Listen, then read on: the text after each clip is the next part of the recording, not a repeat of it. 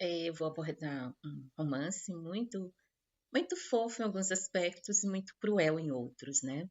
Bom Dia, Camaradas, do Ondiak. É um romance que vai narrar o período da Guerra Civil a partir do olhar de um narrador em transição da infância para a adolescência, né? Que é o Nidalo.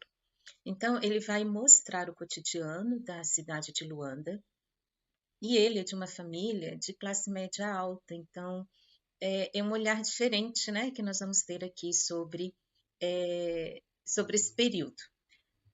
O, o Bom Dia, Camaradas, ele vai ser narrado, né, pelo Nidalo, e curiosamente, Nidalo também é o nome do Ondiak, então nós temos um romance meio memorialista, né?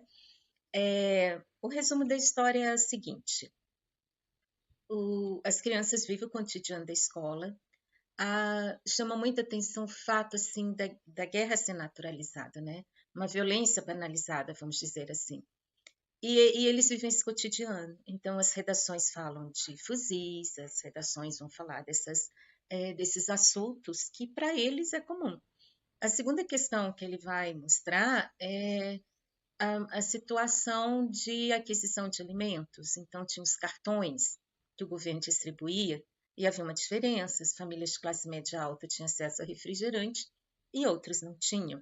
Então, nesse cotidiano da escola, nós temos dois extremos, né? Nós temos o Nidalo de uma classe média, o Ricardo com posses, um pouco mais, né, do que o Nidalo. Eu tenho o Murtala, que vive num museque. O museque não acaba, né, depois da independência. E o Murtala vive uma situação muito difícil, tanto que as festas que ele vai, ele come de uma forma assim desenfreada, né? Que ele chega a passar mal de tanto que ele come. E os amigos ficam desconfortáveis com esse comportamento dele, mas ninguém entende o motivo que faz ele agir dessa forma, né? Nesse meio aí também dessa narrativa, tem o camarada Antônio, que trabalha na casa do Nidalo, né, do narrador. Em Angola, gente, e em Moçambique, quem trabalha em casas de família é homem, não são as mulheres, tá? Então, o camarada, ele trabalha na casa dele e ele sente saudades do período colonial. E o narrador não entende isso, né? Ele sendo negro, tudo que passaram, como é que ele ainda pode ter saudade daquele tempo? Mas ele mostra isso, né? Que tem pessoas que sentem saudades. E tem a tia que vem de Portugal, né, para Angola, e na lista que eles fazem de desejos, ela não entende porque que eles pedem tantas batatas, né? Ela traz chocolate, traz batata, traz uma série de alimentos que ali também não era comum.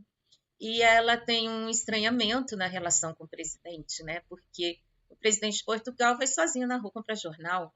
E ali, quando o presidente vai passar, os carros têm que parar, todo mundo tem que sair de dentro do carro. É, guerra civil, né? E então, assim, em meio a narrativas muito engraçadas e divertidas, tem um pano de fundo de uma violência que essas crianças vivenciam que é terrível. Quando eu trabalhei esse livro com algumas turmas,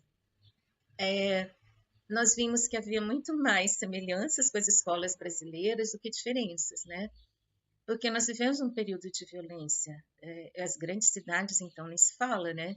Como a violência também está banalizada, né? As pessoas almoçam vendo o outro morrer. Estou pegando aqui a Susan Sontag, né? Diante da dor do outro. As pessoas param para fotografar alguém morto na rua por atropelamento. Então, assim, é uma banalização da violência, concorda? Agora, eu convido você a ler, se você já leu, comenta aqui o que te chamou a atenção, né? E, assim, um episódio que tem ali, que é o caixão vazio, na verdade, isso não é uma lenda, tá? Havia uma guerra, né? E a UNITA, ela realmente sequestrava crianças para levar para treinamento, para formar novos guerrilheiros. Então, eles sequestravam, sim, crianças em escolas, tá? Então, isso não é uma lenda.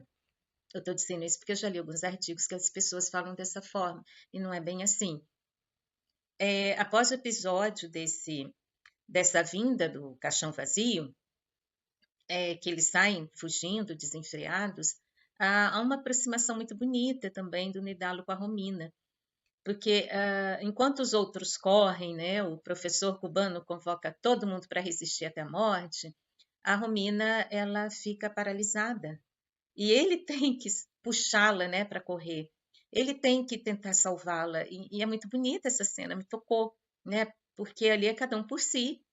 Por exemplo, se entrar um grupo armado em determinado lugar, eu acredito que cada um vai correr e é cada um por si, e ele não. Ele vai ter cuidado com a Romina.